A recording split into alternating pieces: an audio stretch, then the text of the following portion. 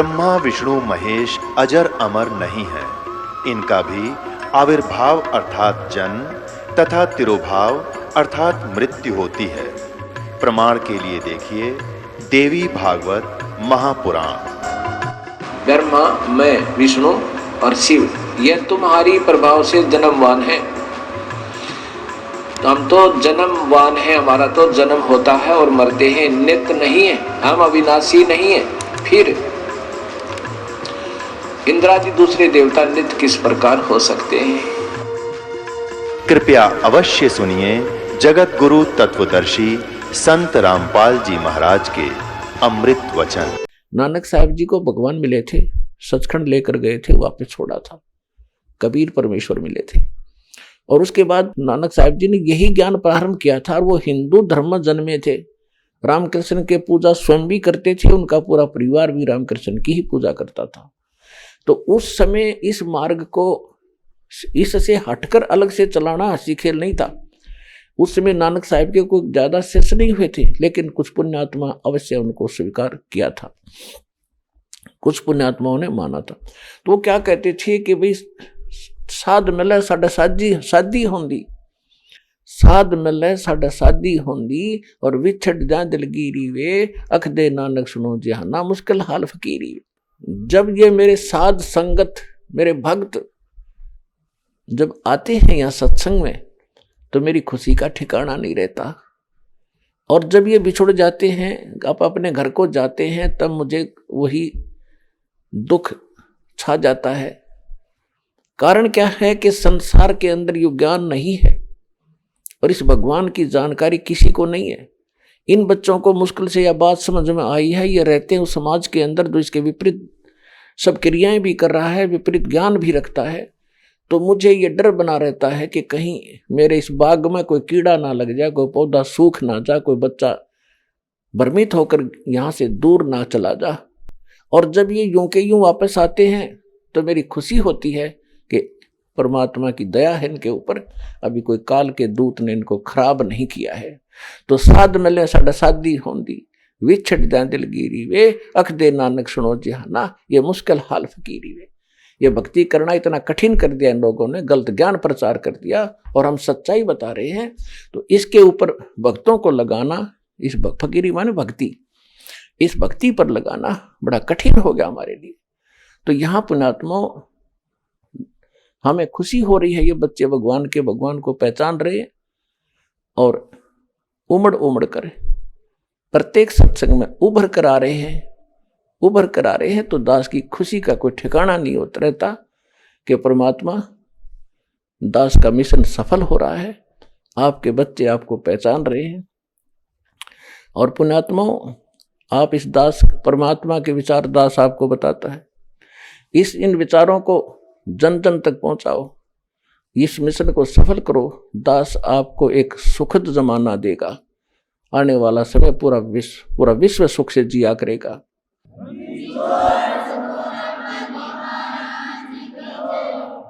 और फिर ऐसी परंपरा पड़ेगी, आप देख लेना, जो कोठी बंगले बना के और माया जोड़ में सारा जीवन व्यतीत कर रहे होंगे ना, हमारे छोटे छोटे बच्चे भी नौका करेंगे पागल बोला आदमी किस कहाँ डले ढो रहा है, सिर पर धर के ले जाएगा इसने। अपने आत्माओं जैसे पहले कहा करते थे बुढ़े बुजुर्ग कि इतना क्यों जोड़ कर धर रहा है इसने, कि छाती पर धर के ले जाएगा तो कुछ भी ना लाता, इसमें से खर्च नहीं करता। उसने छाती पर धर के ले जाना ही नहीं था, लेकिन अब आप ले जाओगे छाती पर धर के, सीने पर रख कर, क्योंकि जो दान आप कर रहे हो ये आपकी छाती पर धरेगा, आपके साथ जाएगा। और जो भक्ति कर रहे हो, जो सेवा कर रहे हो, जो परमार्थ कर रहे हो, ये आपकी छाती पर रखा गया। और यहाँ के जीने के लिए तो आपको परमात्मा इस भक्ति से वैसे ही दे देगा। ये तो कैसे देगा, जैसे क्या करना, जो वस्तु आप मांगने आते हो, इसको तो भगवान आपको रूंगे में देगा। रूंगा क्या मांगने आते हो, हे भगवान जिसका संतान नहीं था बेटा दे दे, एक संतान दे दे। जो निर्धन है वो नौका भगवान गढ़ाए धन दे दे, मैं भी दुनिया की तरह जी के देख लूं, रोगी है, उन्हें सोचे भगवान मेरा कष्ट निवारण हो जाए। और भी अंधा है, वो नेत्र ही मांगने आता है। परमात्मा कहते हैं कि ये तो जो वस्तु आप मांग रहे हो, ये तो हमारा इशू ही नहीं है कि केवल यही दें आपको, ये तो हमारा बिजनेस भी नहीं है। ये तो वैसे हम वैसे देने पड़ते हैं आपको। जैसे आपने देखा होगा कई व्यापारी लोग वस्तु कुछ बेच रहे होते हैं, कुछ व्यक्ति अन्य आइटम मांगते हैं तो वो कह देता है कि ये हमारा बिजनेस नहीं है। वैसे कोई मांग लेता, ग्राहक इसलिए रखा है, ले ये भी ले जा, बाकी हमारा बिजनेस कुछ और है। इसी प्रकार ये हमारा जो यहाँ का जो उद्देश्य है, आपको जन्म और मृत्यु से, जरा मरण से छुटवा के और उस सतलोक में भेजना है, जहां जाकर आप कभी दुखी नहीं होगे, सदा का सुख होगा। और यहाँ छोटा मोटा सुख आपने मांग लिया, एक चीज दे दी किसी संत ने, मान ले जो नकली से हैं, वहां वो तो नहीं देते आपके संस्कार का सूता बैठ जाएगा, तो वो तो एक तो मिल गया, रख गए सारे दुख नो के नो। और यहाँ पर आपको सभी सुख मिलेंगे और आपके कष्ट भी निवारण होंगे, आप स्वस्थ भी होगे। और आपको जितना धन आपको चाहिएगा ना जीने के लिए, वो धन आपको अवश्य मिलेगा। भगवान आपको भूखा नहीं सोने देगा यदि आप विश्वास के साथ रहोगे। आपका कोई काम नहीं अड़ेगा, ये गारंटी देता दास, ये सच्ची नीयत लगे रहता।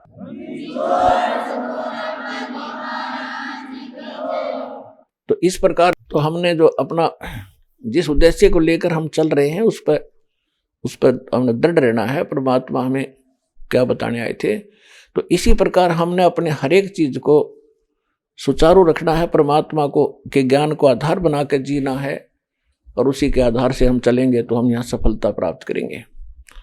तो जो प्रसंग चल रहा है कि परमात्मा आकर हमें ज्ञान देते हैं और हम यहाँ अननेसेसरी, प्रसंग चल रहा है कि ये तो आपको रूंगे में देगा भगवान।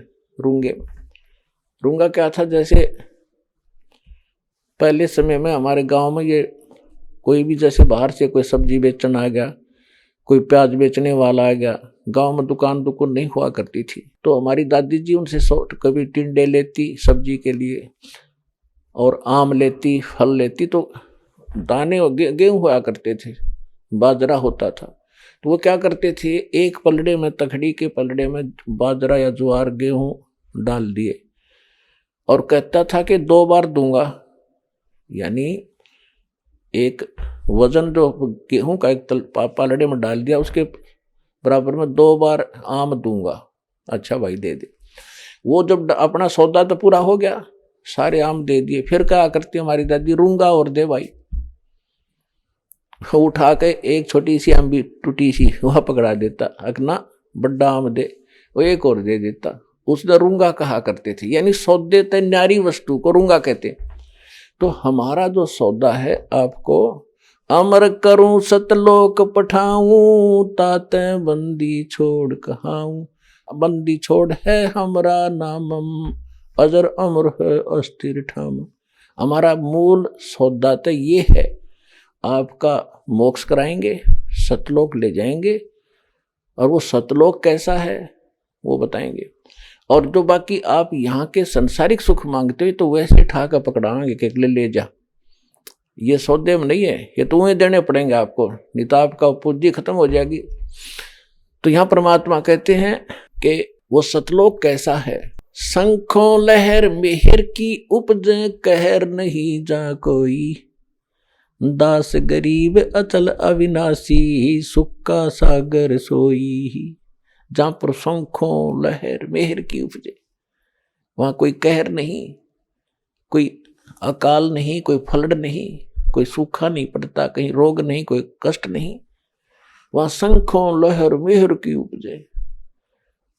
दास के साथ बहुत बार ऐसा बनता है, अकेला होगा कभी, मालिक के चिंतन हो रहा होगा, एकदम ऐसा हिलोर उठेगी अंदर से, जैसे सब अपना सा दिखेगा, पूरा विश्व, चाहे किसी ने हमने कितना सता रखा हमारे को, उसके प्रति भी वो दोष नहीं आता, वो भी बुरा सा नहीं लगता। वह मेहर की लहर थी और वो कुछ क्षण के लिए रहती है, उसके बाद हम कोशिश भी करके देखते हैं कि उस व्यक्ति के प्रति हम क्यों इतना, जिसने हमें सता रखा है, उसके प्रति क्यों दुखी हैं, लेकिन वो बात नहीं बनती जो उस समय बनी हुई थी।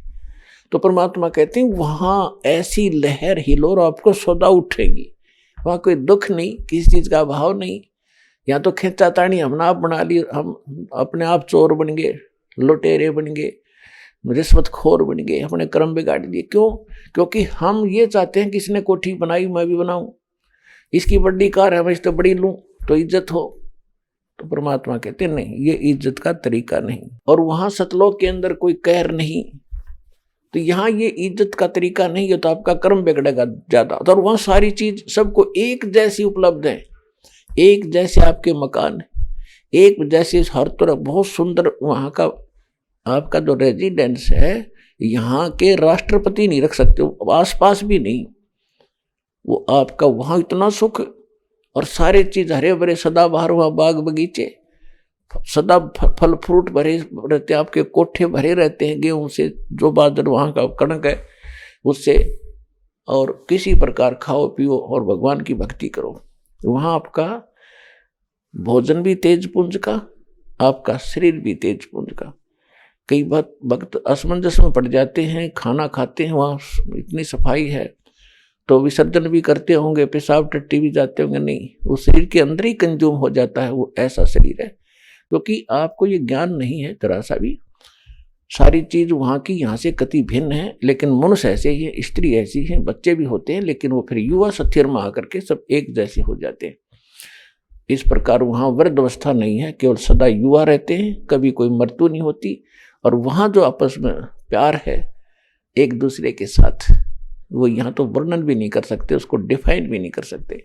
तो वो झगड़ा और लूटा खसोटी वहां होती है जहां विषमता आ जाती है, जहां समानता नहीं है।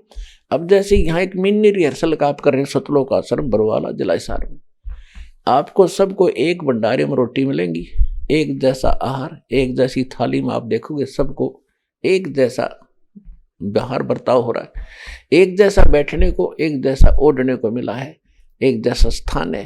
तो यहाँ आकर आपको आप में राग द्वेष होए को नहीं, राग द्वेष वहां होता है, इसको दूध दे दिया मेरा तो चाय भी ना पूछी, तो वहां होता है राग द्वेष, ऐसा नहीं होगा।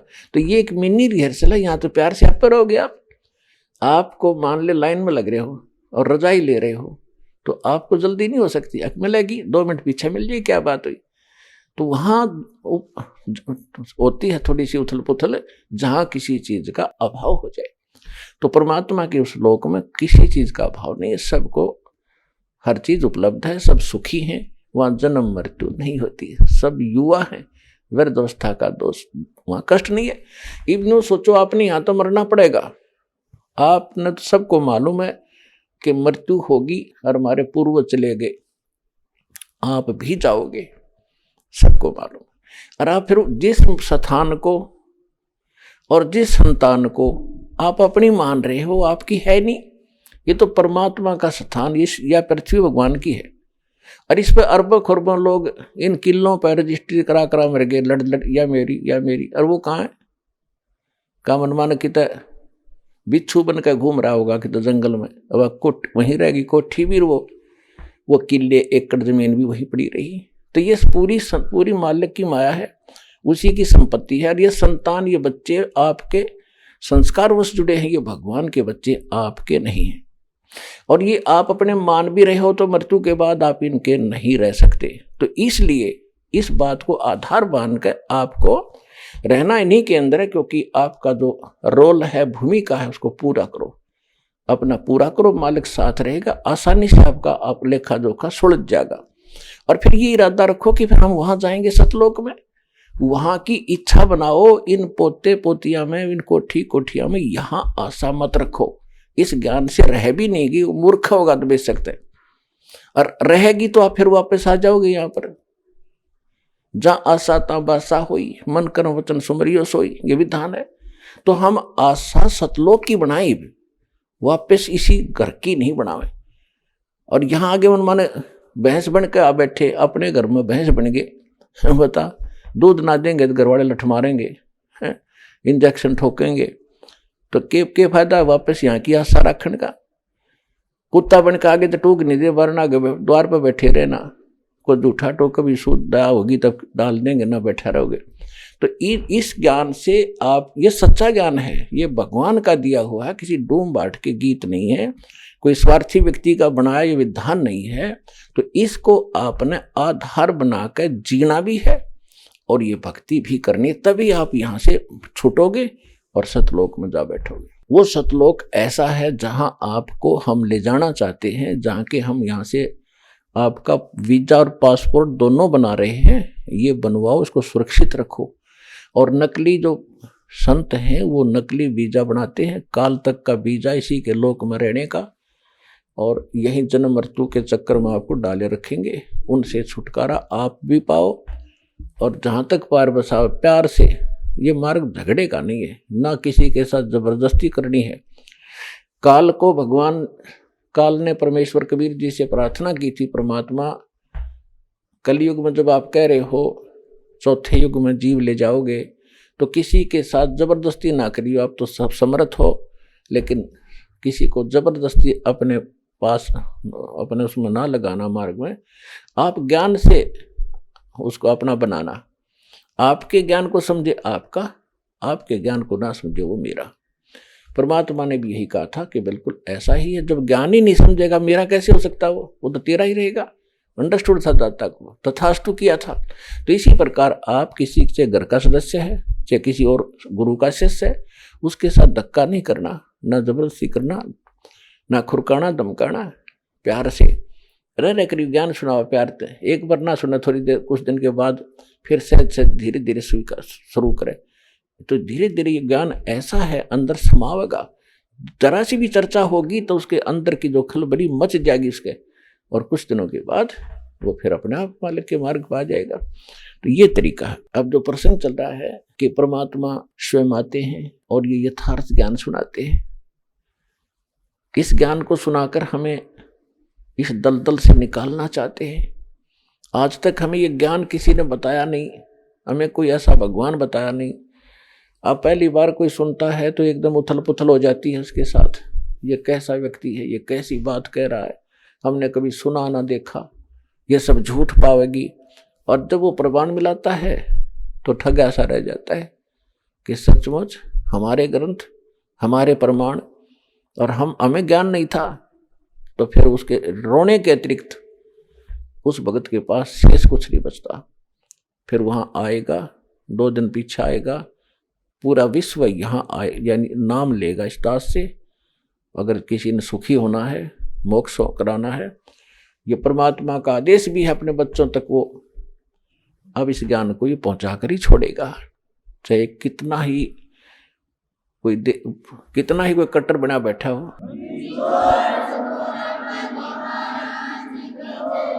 चाहे जो कितना भी दृढ़ होकर बैठ गया हो अपने गुरु के ज्ञान पे, मेरे गुरु का ज्ञान सही है, गुरु जी बिल्कुल सच बताते, मैं नहीं मानूंगा। लेकिन इस सत्य में इतना दम है, यमुना का मानेगी। धर्मदास जी ने परमात्मा से जब मिले थे, जब उनकी वार्ता शुरू हुई थी मथुरा में, तो धर्मदास जी ने यही शब्द कहा था कि मैं अपने ज्ञान पर पूरा विश्वास करता हूँ, अपने भगवान पर, अपने गुरु जी पर। मैं किसी की बातों मानने वाला नहीं हूँ। परमात्मा बोले जी ठीक है, मैं तो एक अज्ञानी हूँ, मैं तो आपसे जानना चाहता हूँ, मुझे मेरे प्रश्नों का उत्तर दो।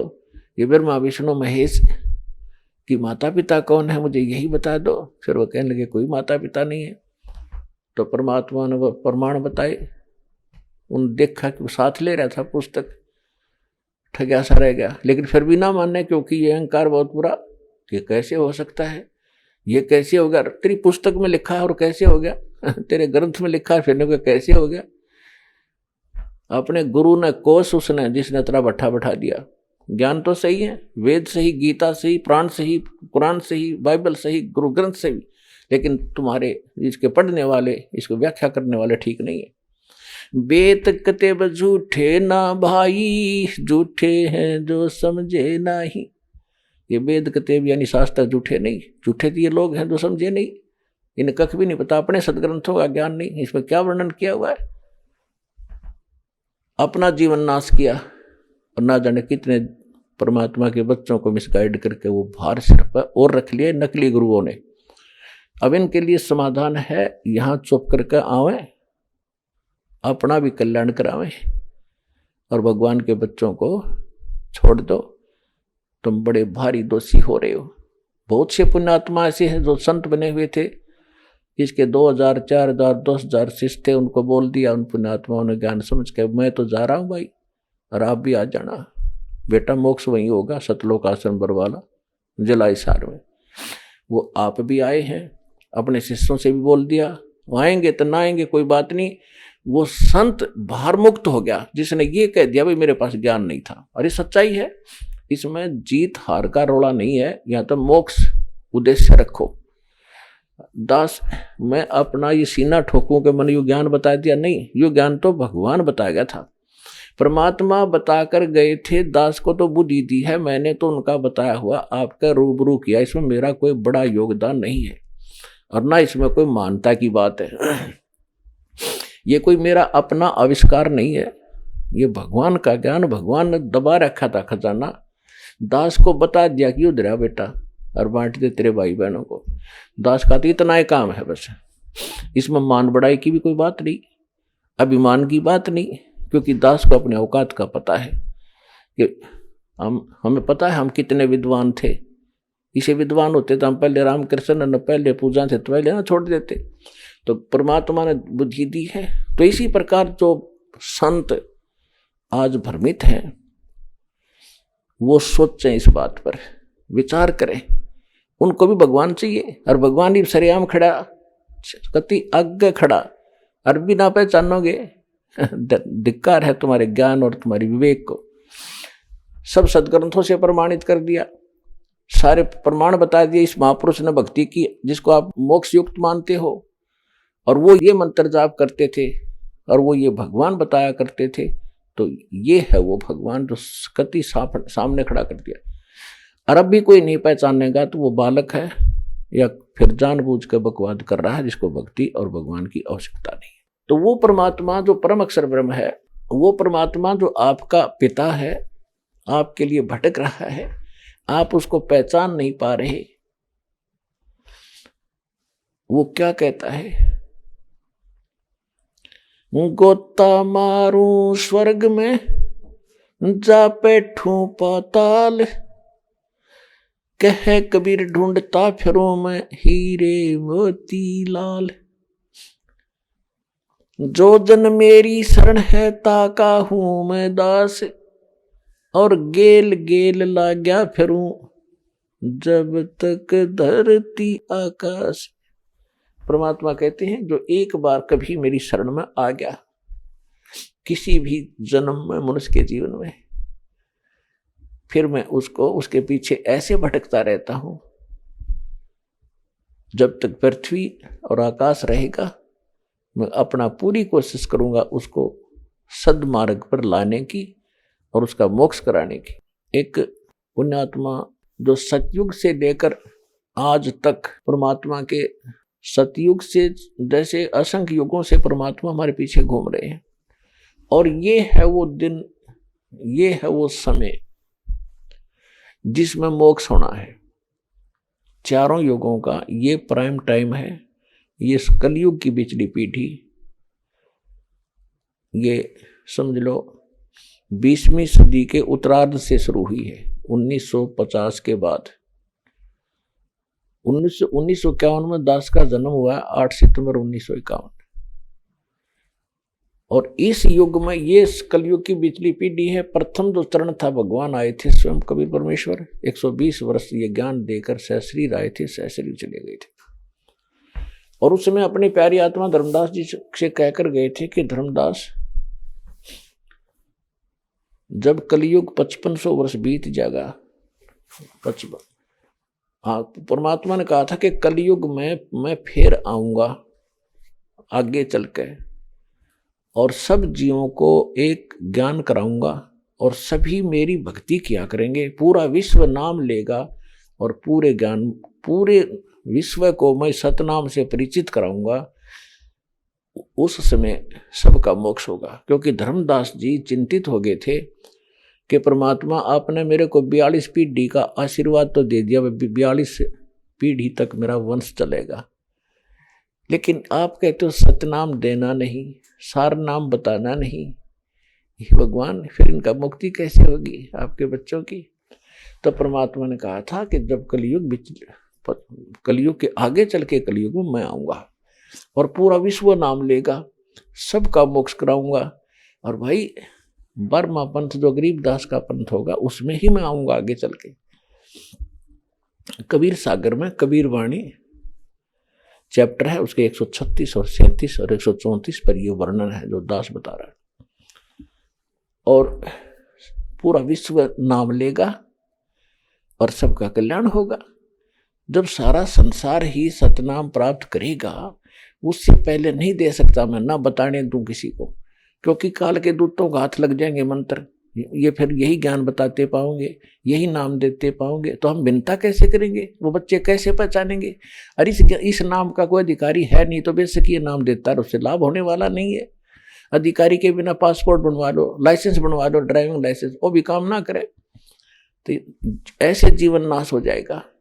तो धर्मदास बड़ा चिंतित हुआ कि भगवान आज आप खुद आज आए हो। धर्मदास जी की चिंता का कारण जायज था कि हे परमात्मा, आज तो ये आदमियों और व्यक्तियों में इंसानियत जीवित है और आप कह रहे हो अगर घोर कलयुग होगा, तो उस समय आप आओ तो गे, आपकी बात ने कैसे कौन मानेगा?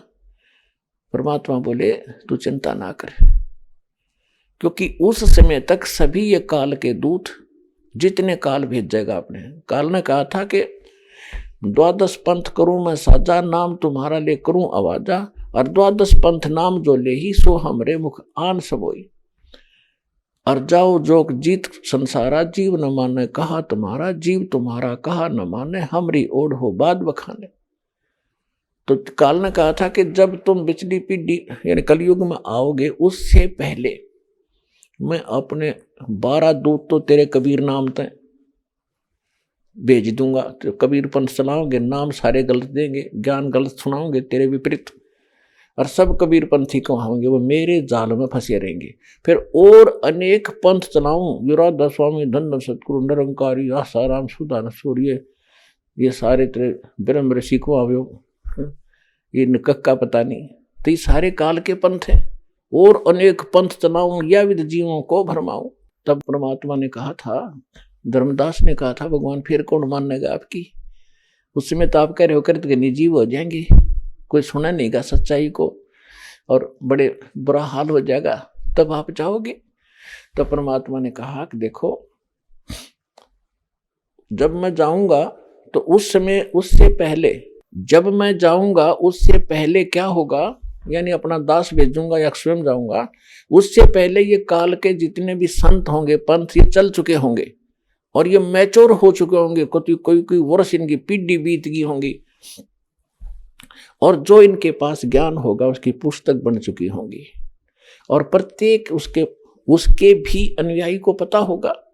और फिर हम मेरा दास जाएगा या मैं जाऊंगा, अपने ओरिजिनल ज्ञान, अपने सदग्रंथों से, जो पूरा विश्व मानता जिन सदग्रंथों को, उनसे उनके अनुभव, उनके ज्ञान, उनके नाम मंत्रों को रूबरू करेगा, कंपेयर करेगा, तुलना करेंगे, और सबको शिक्षित करूंगा। उससे पहले अभी तक ये न्यू मार खा के शिक्षित नहीं थे, और ये हमारा जो ना सब इन्होंने एक कोल्लू बना रखा था, घुमा रखे थे, हंडोला बना रखा था, और ये शिक्षा मैं उससे पहले नहीं दूं, क्योंकि यह शिक्षा बेईमान बनाती है और ये अहंकारी बनाती है जीव को, जो सबसे बड़े दुश्मन है भक्ति के।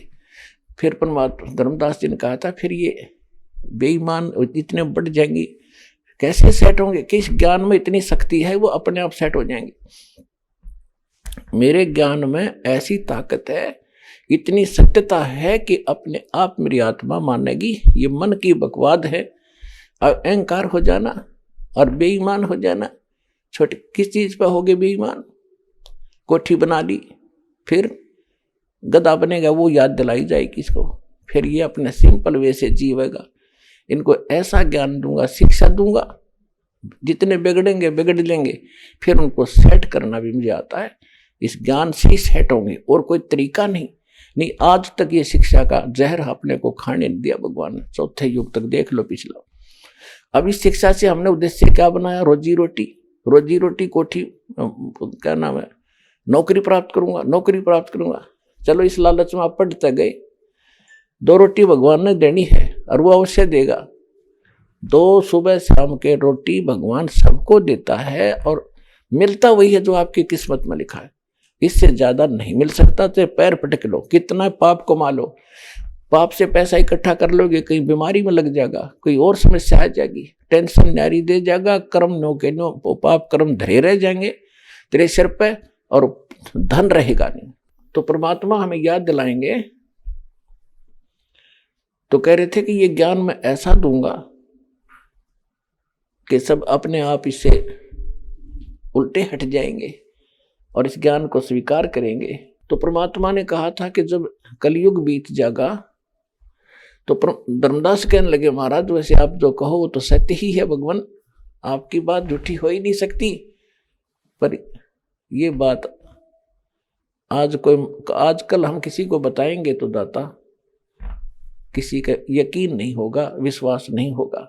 तो धर्मदास जी से फिर परमात्मा ने ये समय बताया था कि कलयुग बीते 5500 पाचा, तब ये वचन मेरा होगा सच्चा।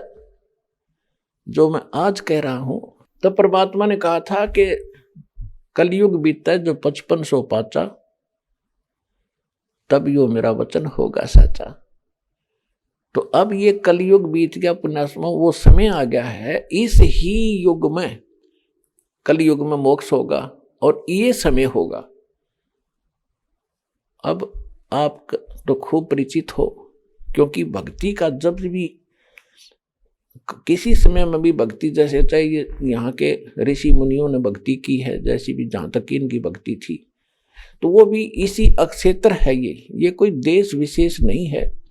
क्योंकि अगर हम भारत देश माने तो भारत देश तो पहले पाकिस्तान, बलोचिस्तान, पूर्वी पाकिस्तान, पश्चिमी पाकिस्तान, इराक, ईरान और गजनी तक, ये सारा एक ही भारत था। अब ये इतना टुकड़ा भारत मान लिया हमने। ये अक्षेत्र है, पूरी पृथ्वी का ये अक्षेत्र है, जहां पर पहले से परमात्मा की कृपा यहाँ रही है। स्वयं परमात्मा यहाँ भी आए हैं, रहे हैं। जैसे काशी में रहे, फिर यहाँ हरियाणा के अंदर आए, हरिप्रियोदास भेज रखा है इसी पृथ्वी पर, इसी अक्षेत्र में सत्ज्ञान को देने के लिए। तो शुरू से ही कृपा यहीं से रही है। जब भक्ति का उत्थान हुआ है, यहीं से हुआ है। तो इस प्रकार ये प्रत्येक युग में यही समय सिलेक्ट किया जाता है।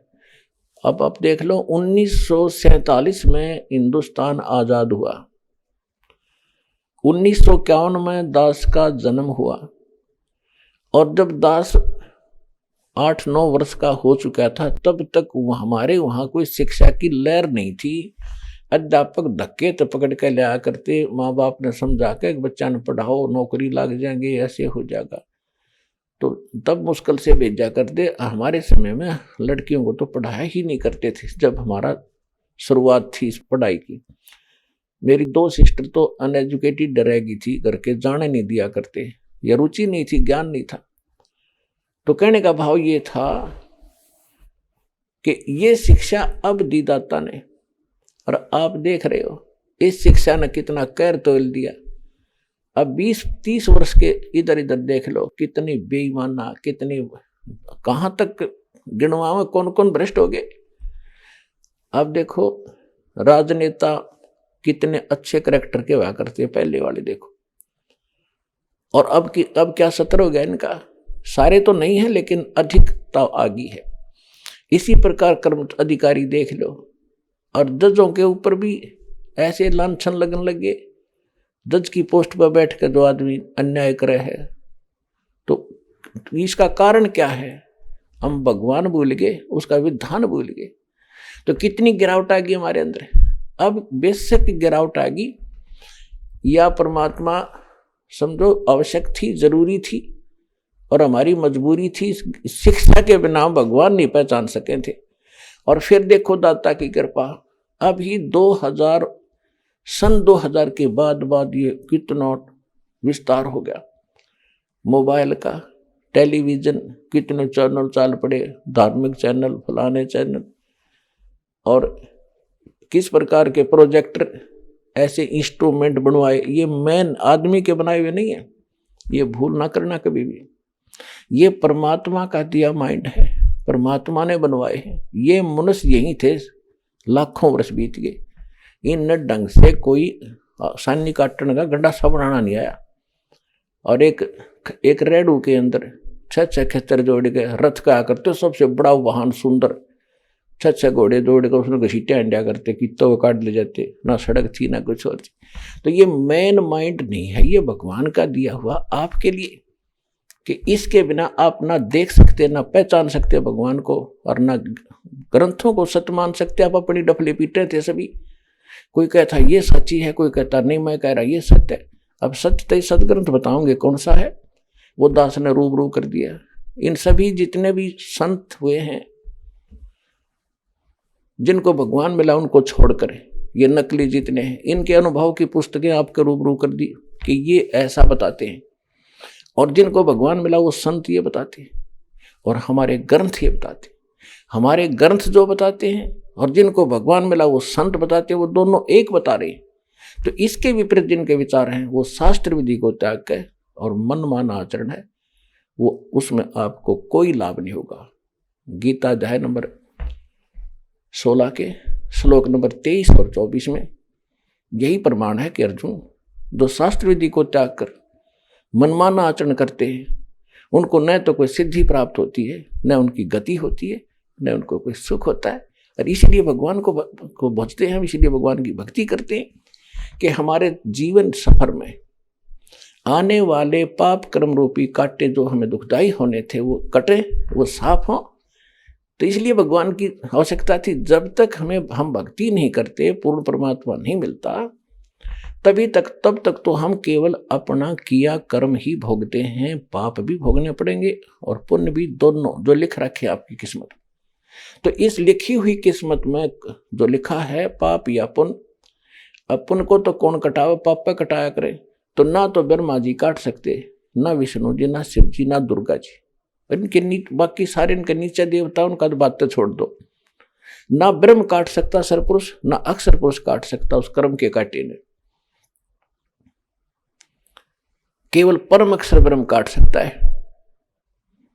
तो उसकी शरण में आने के बाद फिर आपके जो भक्ति रूपी सफर में पाप कर्म रूपी कांटे होंगे, वो ऐसे साफ करेगा। कैसे और किसके करेगा? जब आपके हृदय में ओनली कबीर इज गॉड ये रह जाएगा कि कबीर इज गॉड, कहते नहीं, आत्मा मानेगी सब प्रमाण देख के, और फिर सुख देगा आपको, फिर गवाही देगी आत्मा। कहाँ? भगवान तो यही है।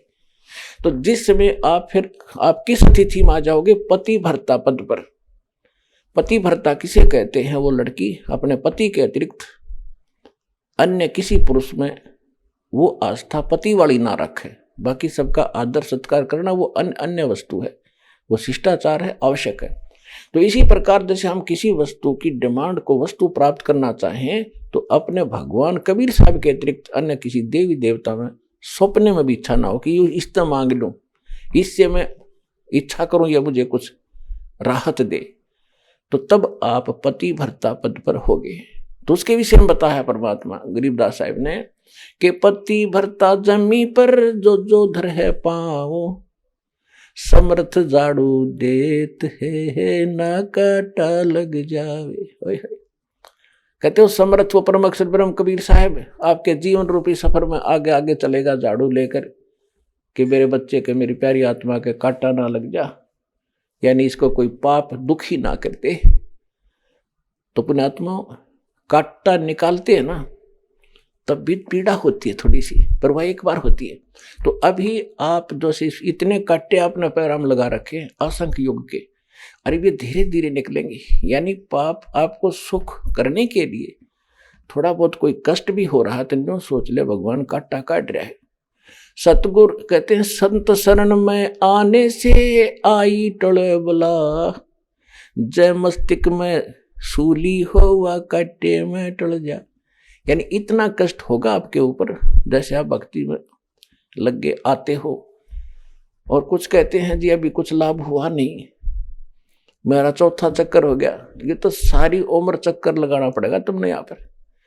आपने सोचो गुरु जी झाड़ा ला दें, तुम ठीक हो गए जाओ घर ने, ऐसी गलती रामपाल नहीं करेगा।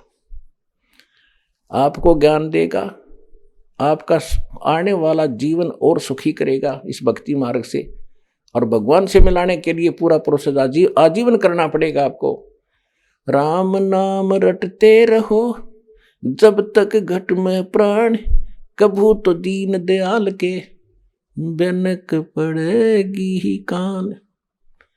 जब तक, जिस समय तक बच्चा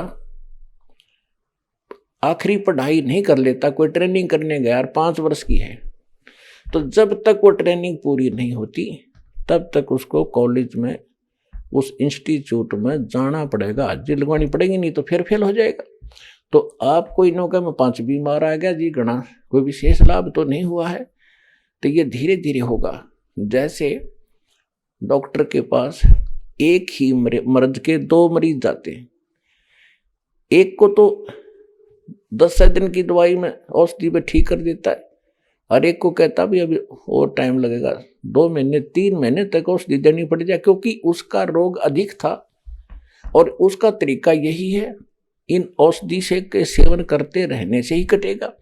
तो ठीक इसी प्रकार समझेना, जिनके थोड़े पाप कर्म हैं वो जल्दी सुलझ जाते हैं, जिनके ज्यादा दुखी है कोई ना, तो सारे परमात्मा तो समर्थ है, उनको भी खत्म करके छोड़ देगा, लेकिन उसमें समय लगेगा। तो जल्दी ना करना, इस पृथ्वी पर कोई ठिकाना नहीं आपको इस सतलोक आसन बरवाला के अतिरिक्त, ये याद रखना। धीरे धीरे रे मना, धीरे सब कुछ होवे, माली सींचे 100 घड़ा, समय आए फल होवे। जैसे काम का पौधा बोते हैं तो उसके अंदर कितना पानी डालते हैं, सैकड़ों घड़े पानी के डाल लेते हैं, तो धीरे धीरे वो बड़ा होता है, फिर पेड़ बन जाता है। और पेड़ बढ़ने के बाद देखना इतने फल हो जाएंगे, लदपद हो जाएगा, आप भी खा लोगे, पड़ोसी भी तोड़ ले जाएंगे, रिश्तेदार भी ले जाया करेंगे, और फिर भी खत्म ना होंगे। तो इस राम नाम के बीज को आपने बोया है, इसको प्रफुल्लित करो, थोड़ा समय दो, और फिर देखना कितना सुख होगा, आप सोच भी नहीं सकते वो सुख देगा भगवान आपको।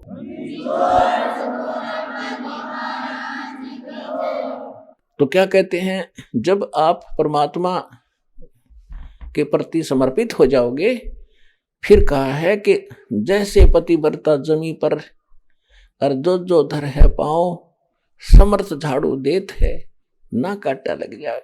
कि सचमुच कबीर इज गॉड, ये परमात्मा सब कुछ कर सकता है। सतगुरु जो चावे सो कर ही, 14 कोट दूत जमडर ही, ऊत भूत जमत्रास निवारे, और चित्रगुप्त के कागज पाड़े। ये वो समर्थ परमात्मा कबीर भगवान है।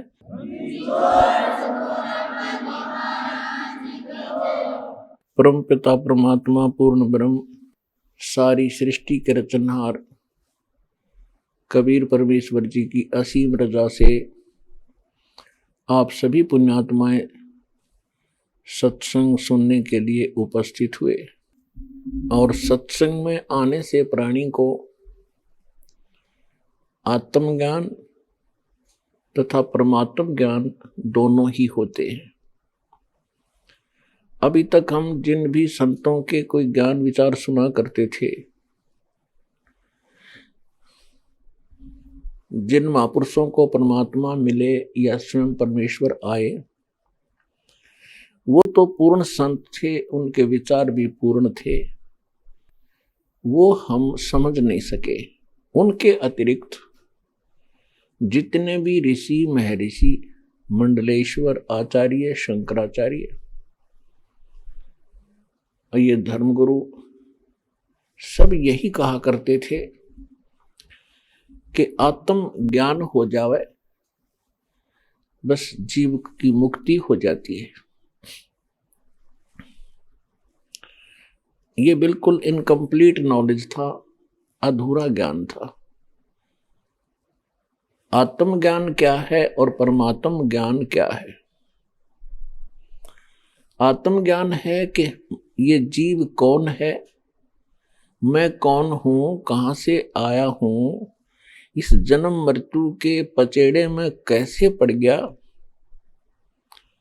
जिस परिवार के साथ मैं 50, 60, 70, 80 वर्ष रहता हूं, उसमें कितनी ममता होती है, एक दूसरे के साथ हम कितने आकर्षित होते हैं, कितने प्यार से रहते हैं, फिर मृत्यु क्यों होती है। इसको कहते हैं आत्मज्ञान। मान लीजिए किसी को आत्मज्ञान हो गया कि हम जीव हैं और हम क्यों जन्मते मरते हैं। अभी तक इतना ही ज्ञान था कि कर्म संस्कारवश हम जन्मते हैं, अपने संस्कार समय पूरा होते ही हम मर जाते हैं और ये जन्म मरण का चक्र बना ही रहेगा। ये हमें हमारे धार्मिक गुरु ज्ञान दिया करते थे। इसके हटकर जैसे कोई शराब के नशे में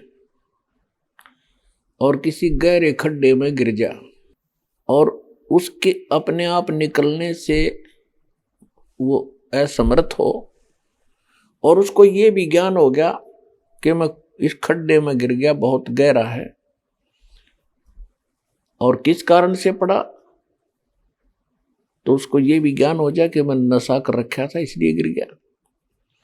ये तो आत्मज्ञान हुआ उसको कि मैं खड्डे में गिर गया और किस कारण से गिरा, नशा कर रखा था इसलिए गिर गया। इस आत्मज्ञान का क्या लाभ हुआ जब तक इसका समाधान नहीं हुआ कि इससे निकला कैसे जाएगा और कौन निकालेगा। ये परमात्म ज्ञान। परमात्मा कहते हैं कूप की छाया कूप के माही, ऐसा आत्मज्ञान ना। जैसे कुएं की छाया और कुएं में रह लेती है, उसका बाहर कोई अस्तित्व नहीं है, ठीक इसी प्रकार ये आत्मज्ञान है। अगर आत्मज्ञान हो भी गया और समाधान हुआ नहीं, परमात्म ज्ञान हुआ नहीं, तो आत्मज्ञान भी व्यर्थ है। अब आत्मज्ञान ये संत जन कराते रहे, भाई भक्ति कर ले, परमात्मा का नाम लिया करो, भक्ति ना करोगे तो 84 लाख योनियों में चले जाओगे, बहुत कष्ट उठाना पड़ेगा। बिल्कुल ठीक है, ये तो है आत्मज्ञान और अध्यात्म ज्ञान। और परमात्म ज्ञान, परमात्मा का ज्ञान, श्रेष्ठ आत्मा का ज्ञान, उत्तम पुरुष का ज्ञान, ये इनके आसपास भी नहीं था, तो वो सत्संग नहीं थे। सूक्ष्म वेद में कहा कि 3 लोक और भवन चतुर्दश कोई नहीं सत्संगी। होय होय होय। यदि पुण्यात्माओं आप शिक्षित ना होते और ये आधुनिक उपकरण हमारे पास ना होते, सद्ग्रंथ हमारे पास ना होते, क्योंकि आने वाले 10, 20, 30 वर्ष के बाद इन सद्ग्रंथों का कितना नामो निशान नहीं रहता, क्योंकि ऐसे ये पंथ चल पड़े थे, राधा स्वामी पंथ, और इतना फैल गया यूं जैसे। और ऋषि में ऐसी ये धन धन सतगुरु सच्चा सौदा सिरसार जगमाल वाड़ी, पता नहीं कहाँ कहाँ ये ठाकुर जी वाले राधा स्वामी, यानी आधा भारत इन्होंने घेर रखा है। और ये कहते हैं हम किसी सदग्रंथ से हमने कोई सरोकार नहीं है, कोई लेना देना नहीं, हमारे परम धनी ने जो ज्ञान बता दिया शिवदयाल जी ने फाइनल है। और ये भी कहते हैं कि वेद भी गीता भी किसी ने बोला ही है। कोई बात या कल देखो नहीं। अब भारत का संविधान है, ये जिसने लिखा है वो उसको एथोराइज्ड था, फाइनल कर दिया, ये मान्य है। और अगर इससे भी कोई हटकर के इतने ही कानून के धाराएं बनाकर धर दे, उसने कौन पूछेगा,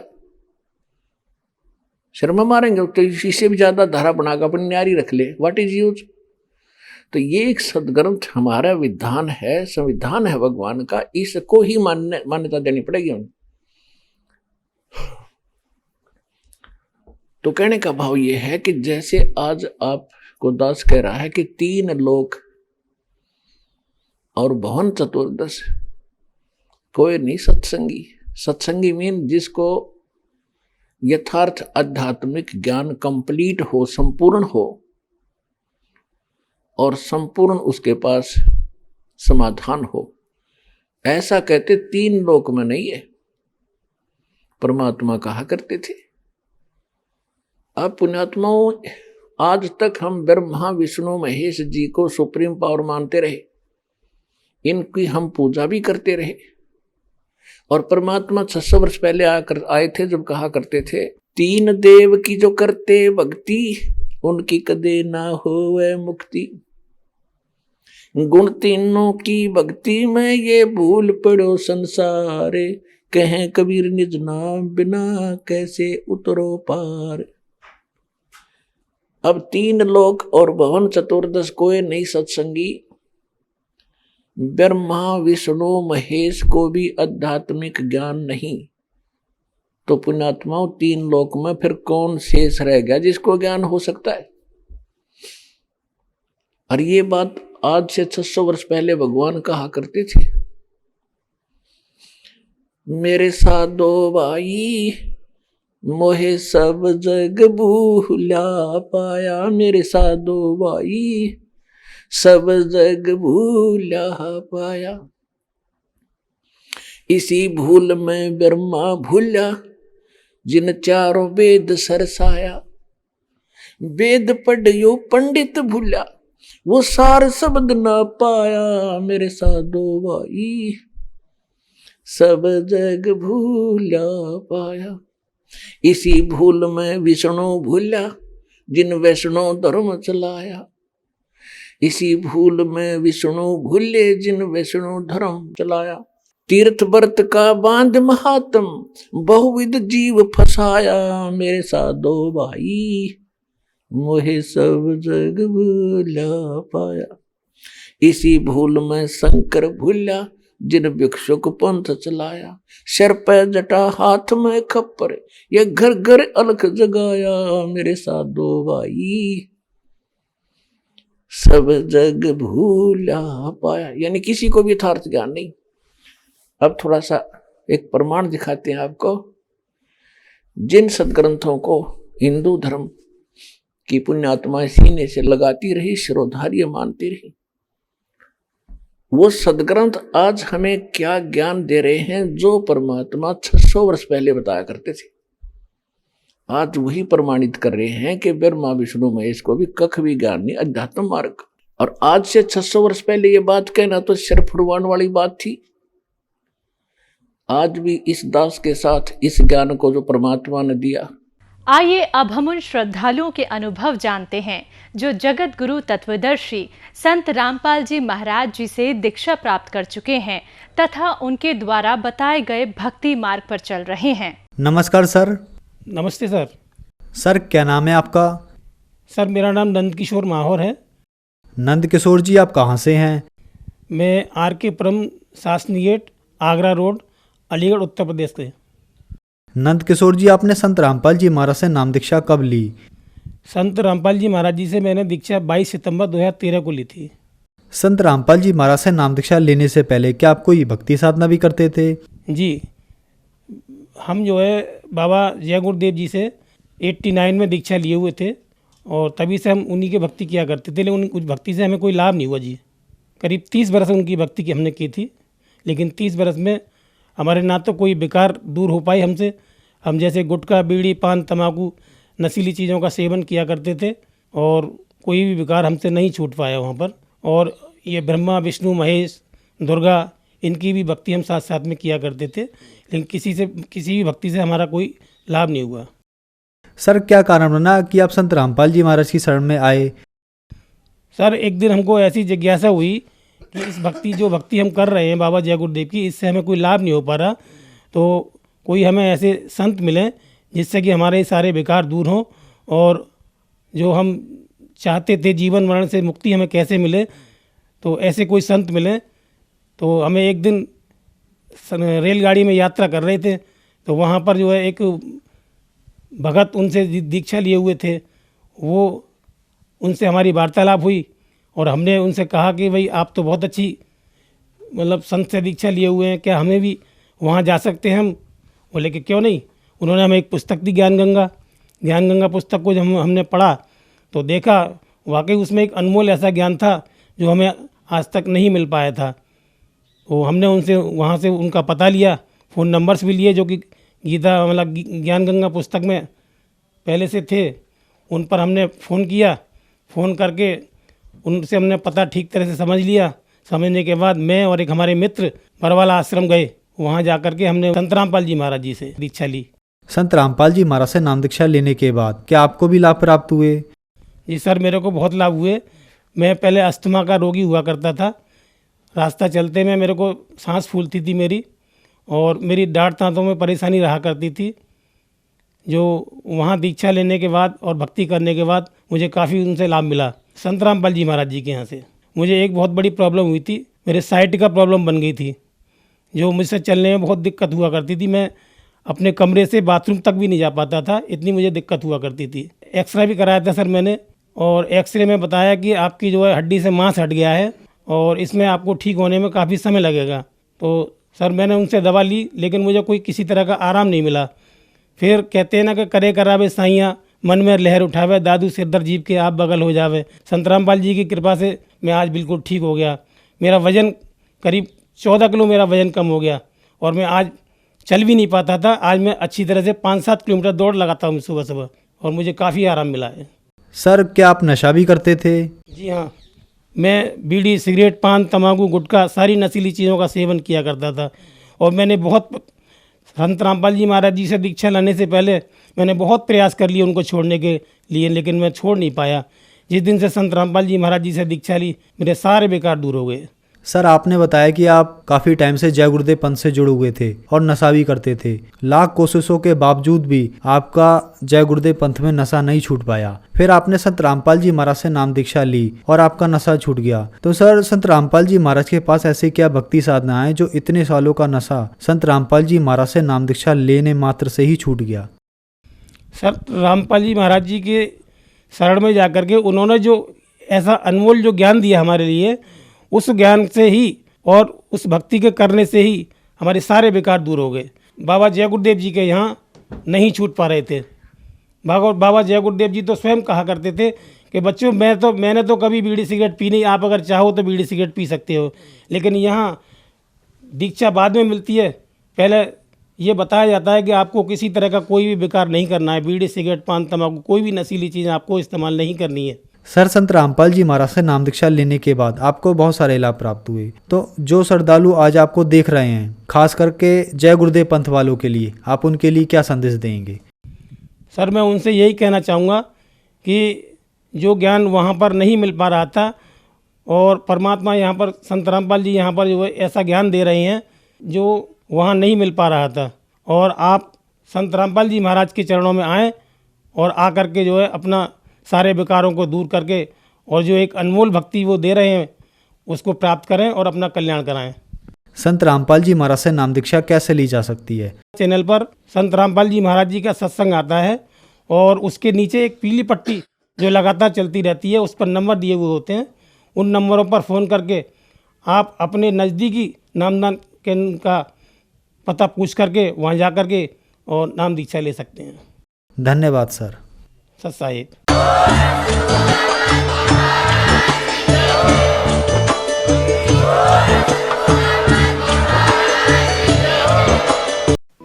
आप सुन रहे थे जगत गुरु तत्वदर्शी संत रामपाल जी महाराज के मंगल प्रवचन। अधिक जानकारी के लिए संपर्क करें